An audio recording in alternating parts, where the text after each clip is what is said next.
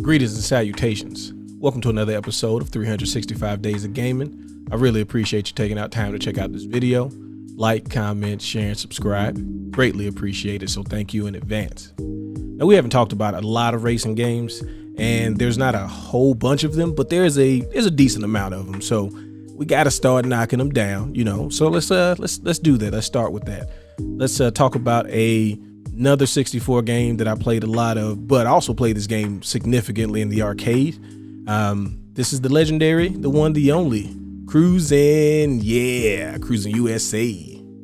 All right, don't laugh at me too much for doing that, but I had to, because that was the sound that you would hear when you were in the arcade, right? And you pass by it, you got to sit down and play it. Like, racing games, arcade wise, have always had an it factor that a lot of other, machine types couldn't really duplicate, because this is more interactive. You're holding the steering wheel, you're shifting gears. There's a lot more activity. You feel like, when you win that, you really won that. And so every time I would hear that, because a lot of the other racing games, they would kind of be quiet, or like, you had Daytona was another one that hit you with the sound effects that'll pull you in. But, I just remember playing this game a lot at my cousin's house, because they had a 64 and they had this game. And I'm going to admit something that I didn't realize this whole time playing it, but like the story mode, or I guess like the career mode, is a cross country tour across the USA. I thought it was like randomly placed throughout the map, but you're literally going from like California all the way to the East Coast. So I don't know, I thought that was like, I had an epiphany while recording this. Like, oh, wait a minute, you're just going from left to right. All right, move past it. I just wanted to have a moment of honesty. But anyway, the one of the big reasons why I always play this in the arcade too is like, a lot of arcade games were meant for you to spend money on it, right? It wasn't like, you had fun, obviously, right? But there were things that you knew that were like, all right, we being a little cheap here. Like, I see the vision, right? I see you trying to get an extra quarter or two out of me. And Cruisin USA never felt like that. It didn't feel like that on the console. It didn't feel like that in the arcade. Like, I could win, a race or two and, not spend but one, set of credits. Like that would be nothing. Not that I was really good at it, which goes to show you like how fair the game was. The other thing was always, while you're driving, the game was like the most encouraging racing game. Cause like most racing games, while you're doing, especially in the arcade, you have to get checkpoints in order to keep the time. Otherwise you run out of time, got to put another quarter in, right? All right, let me slow down, because I'm watching the car go fast and it's making me want to, talk as fast as the car. But when you play Cruisin USA, it says checkpoint, right? Every time you hit it, checkpoint. And that little bit of encouragement, right? That was always like, yeah, I'm doing good. I'm hitting it. It's just, it made you want to play it a little bit more. At least for me, that was always kind of a little shot in the back every time. Like, getting right close to it and you're having like 2 seconds left and you hit it and then checkpoint. Now you got 30 more seconds on the clock. Like, that always was a really good feeling.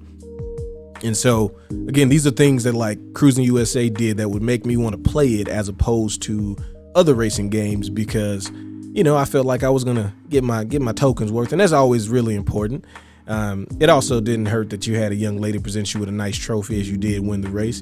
In addition to the arcade version, that means you got to keep racing, because you had to win in order to keep going. So you felt like you were really making some headway, even though after like the third or fourth race, like, they're not playing around. You got to be on point. And since it's much harder to get to those, you kind of have less experience with it. So yeah, you're probably gonna run out of coins, and shortly. Like, that one credit is not gonna be enough to get you through the entire tour. But I remember going into my cousin's house, and they were really good at this. They were really good at most racing games, which is something I just could never do. Like, I was adequate at best, and they would sit there and they would knock it out. Like, that was their games, was racing games. A lot of car culture out here where I'm from. So I know I've enjoyed this game on multiple platforms. Even the Switch version, Cruisin Blast, is a fantastic time, and it feels very arcadey in the best way possible. Like, that was the other thing about the console versions of Cruisin USA. It felt as good as the arcade. Maybe not quite visually as great on some platforms, but good enough to where you felt like, okay, this is fun. This kind of captures the feeling of it. What was your favorite vehicles? What were your favorite memories? Did you make it all the way across America, or did you do like me and only get through like the first 5 races before, giving up because the game be cheating, even though, you know, I just said it was super fair. Yeah, love to hear your memories of this game, your thoughts on it. And if you ever pass by, like if you're in Chuck E. Cheese or some sort of arcade-like place, and you know you see it, go ahead and pop a quarter in for your boy one time, you know, and just run one race on you, you know. Appreciate that in advance. As always, I appreciate you all checking out this video. Hope you enjoyed it. Y'all have fun. Y'all be safe. Peace.